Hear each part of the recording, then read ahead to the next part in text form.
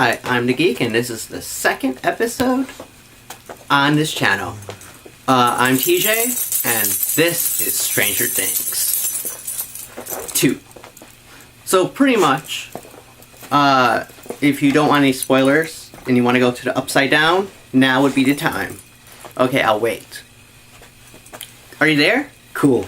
Alright, so the people who stayed, I'm going to tell you about some spoilers about Stranger Things Season 2 that's behind me right now, along with a couple figures I have. So, I'm going to start this off by saying, you could see my non-spoiler review that I did on my Instagram page. I'll put up the link right there, and then I'll show the picture right there? Yeah, right there. Yeah. So you could, see what I said, non-spoiler. So, pretty much, this season was amazing. I have to say, it was one of my favorites. I look forward to 3 in the next couple years, which is 219. I have to say, the new additions to the cast this year. I'm going to start this off by saying the cast and everything before I get into this whole season and the spoilers, of course. So pretty much we got introduced to 3 characters. One didn't make it, so that leaves only 2, and the 2 are Mad Max, which is this awesome kick-ass redhead who fits in the same fits in the same oddball group that Dustin, Mike, and Will and Lucas all fit in, and she plays a big part this season, with 11 being out. Some of the episodes, or because Hopper's trying to be a great dad, which I completely love this season, how the dynamics and everything for them. So pretty much it goes Mad Max, and then Billy, played by who played Jason in the Power Rangers movie. I'm not sure what other roles. I just remember him being the Jason in the Power Rangers movie. And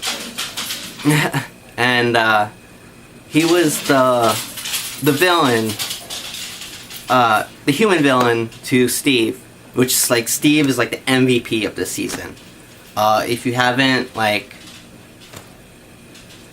checked out his first season, and you're like, oh, Steve, he's that jock douchebag who was horrible to Jonathan, and then you're like, no, this season he's way cooler. He's this awesome babysitter that the whole group has, and Dustin and him have an awesome chemistry and an interaction between each other.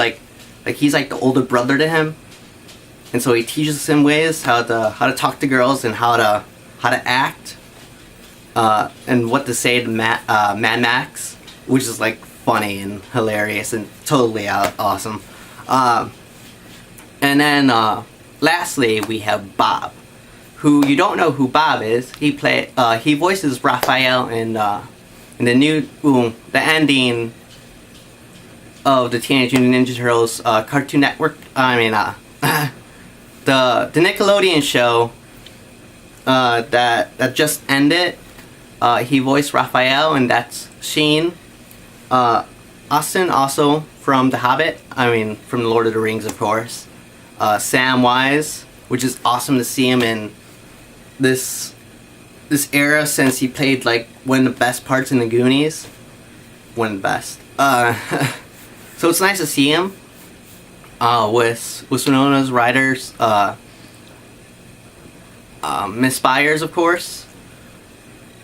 They were a cute couple. Again, I'm off, not trying to get you into it. So what we have this season is that it takes place 1 year later, and Hawkins, everyone's still trying to deal with what happened last year with the Demogorgon, and the group is being split apart by different reasons and different stuff. Everyone who fought 11 was dead. Mike, of course.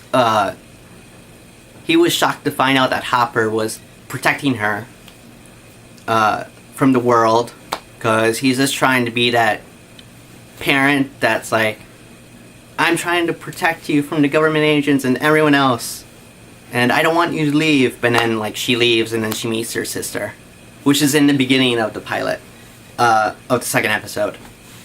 And she's badass. Like, she does this whole, she's like an X-Men type of character where you're like, oh my god, she could bring you fears and like show you things that you're fearful of. And then like, and then she has this group of punk rock people, which are like awesome, of course, because I love punk rock and everything. And then they turned 11 into a punk rocker type of outfit and like everything, and that was like awesome. That was like one of my favorite episodes, was episode 7, which I know not a lot of people liked because it went off the rails a bit to the story. And you could see how much like, oh, so this is 11's like character episode, but then the rest of the kids in Hawkins have their own like separate subplots. Like, you have Dustin with his Demogorgon dog, of course, named Dart, after D'Artagnan of the Musketeers. And it has like this Gremlins type of feel to it, and the way he's trying to use his findings to impress Mad Max and go the way that he wanted to be. And then you have Lucas,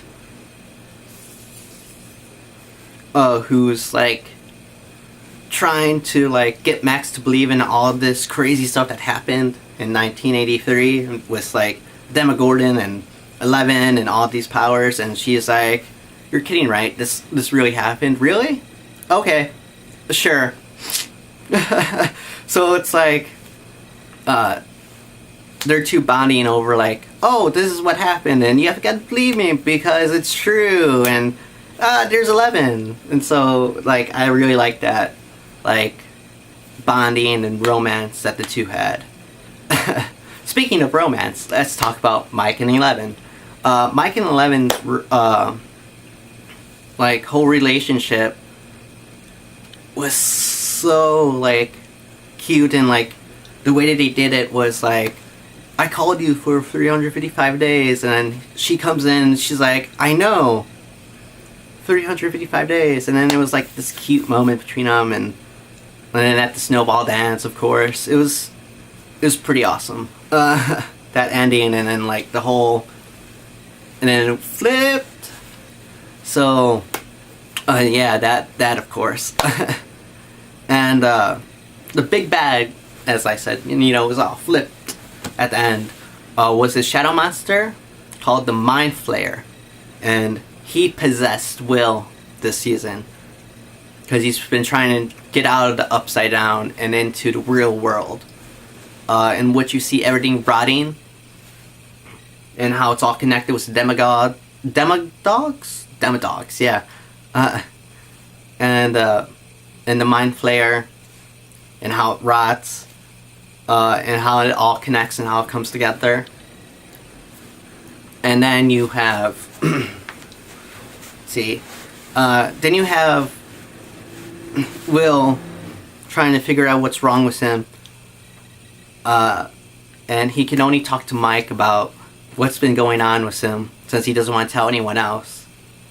And so they have like this bromance, this like bonding moment between them in this crazy world. Like, he could only count on his best friend, and that's one of the best things about the show, is that all these kids are friends, but then there's others how, like, I treat you like a best friend, and this is how it is. And those two had a good moment while Dustin and Lucas, 11, were all off doing their own separate things. And the whole point of 11 this season was her trying to find her family and where she belongs in this crazy world of Hawkins, of course. So she figures out from Jim Hopper, of course, that her mama is still alive.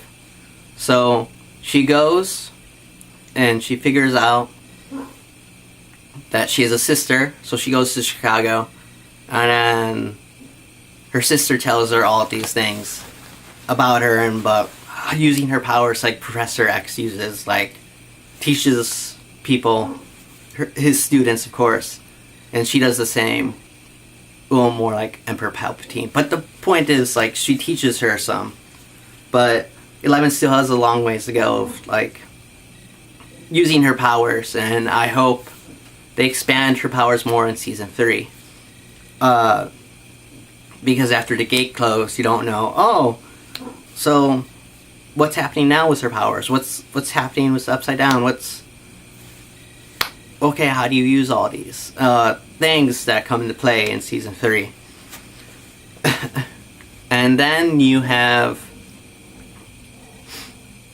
Hopper and Miss Byers' relationship, and how they treat Will, and how much you could see that she is like one of the best parents on this show. How caring and loving, and like she could break the Shadow Monster's grip on Will. Again, that was one of the best episodes of the season.